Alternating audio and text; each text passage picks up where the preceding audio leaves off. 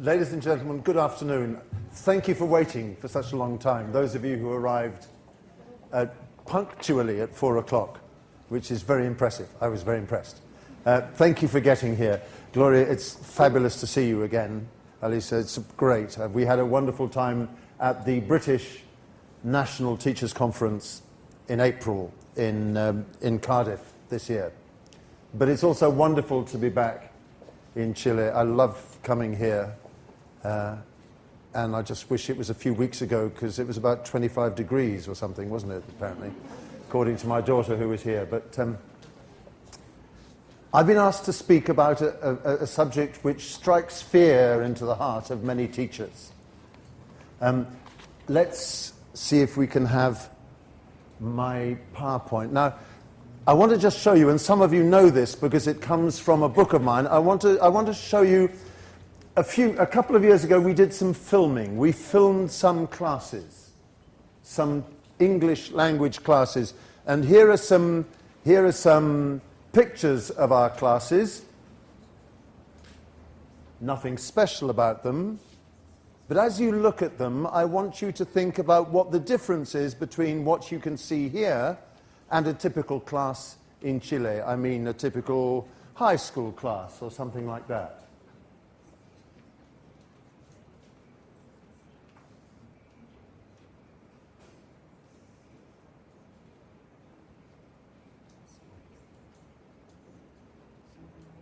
And the main difference is the number of students.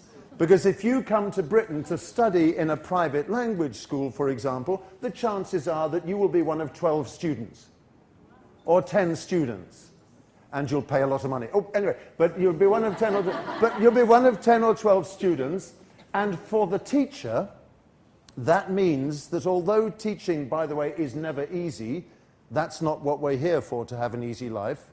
But when you've got about 10 or 12 students, it's a lot easier. Because issues of control, no, that's the wrong word, issues of management of time and space are not the same issues. Now, don't get me wrong, I think teaching a class of 10 or 12 students can be just as challenging as teaching a class of 60 students. But they're different challenges. It's a different business altogether.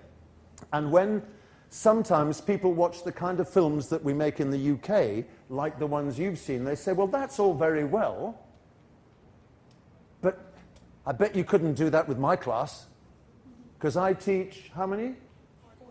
45 students. And you can get 10 students sitting in a circle and say, tell me what you think about the world political situation. And it's all very nice. And you say that to a bunch of 45, 15-year-olds, and they either go, whoa, or they go, ugh. So that's a small class. This is a big class.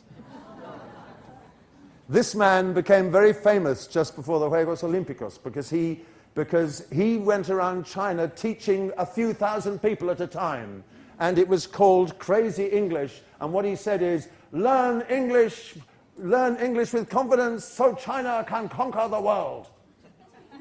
And he had people in stadiums, like the one you can see there, shouting things like, I want to learn English. About 10,000 people going, that's a big class.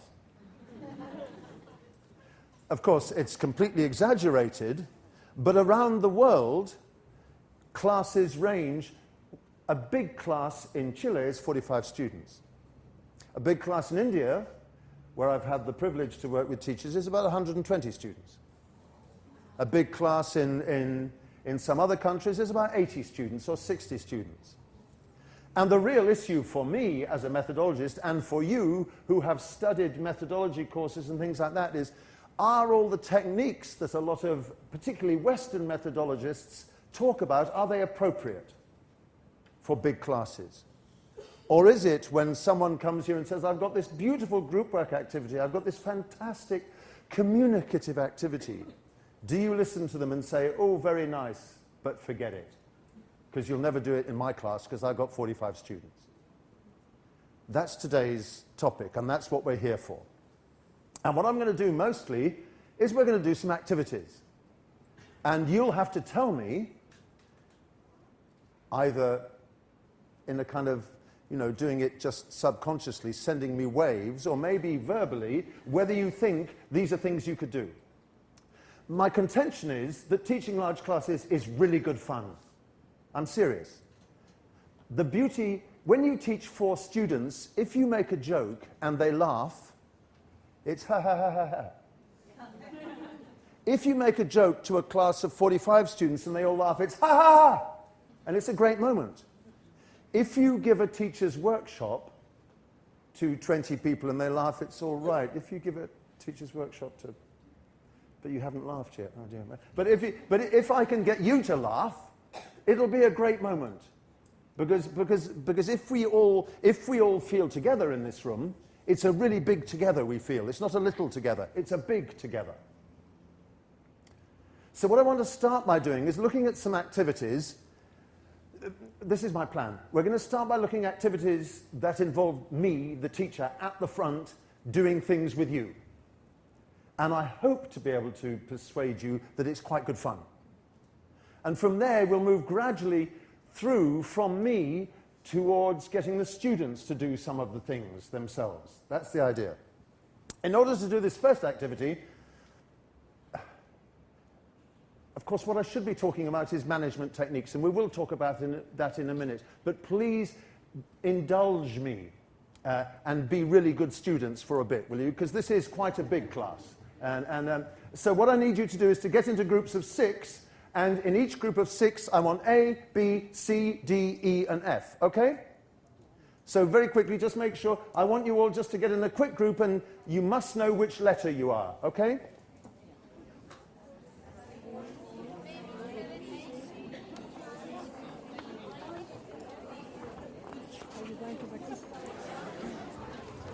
Okay, ladies and gentlemen, have you done that? Put up your hands if you are A. A, put up your hands, come on, concentrate, A. If you are B, put up your hands. If you are C, put up your hands. If you are D, put up your hands. If you're E, put up your hands. And if you are F, put up your hands. Thank you very much. Now, will you please close your eyes?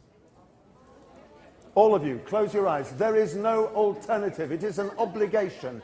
You must close your eyes. Nothing bad will happen to you unless you fall asleep, in which case you will be taken out and shot. But otherwise, everything's fine. Close your eyes. Everyone's got their eyes closed? Everybody? Everybody? Okay.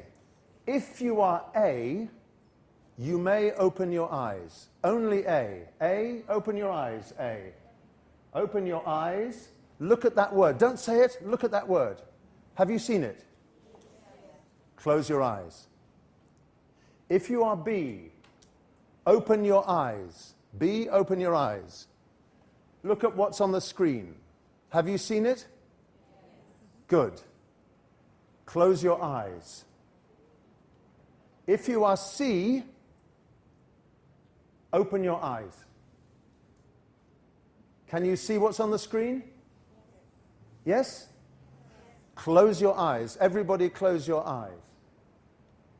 If you are D, open your eyes. Can you see what's on the screen? Yes. Close your eyes. If you are E, open your eyes. Can you see what's on the screen? Good. Close your eyes. Everybody close your eyes. And if you're F, well, I'm sorry, I forgot. You don't have anything, so everyone open your eyes. Everyone open your eyes. You can all open your eyes. I'm sorry, F. That just shows I can't count. 5 says anything else. Now then, but the beauty about you is that you now approach this task with an open mind. And the task is perfectly simple. The words, there should have been 6, but there were 5. Well, there were actually 7, but you know what, there were 8. Anyway, but you know what I mean. The words all come from the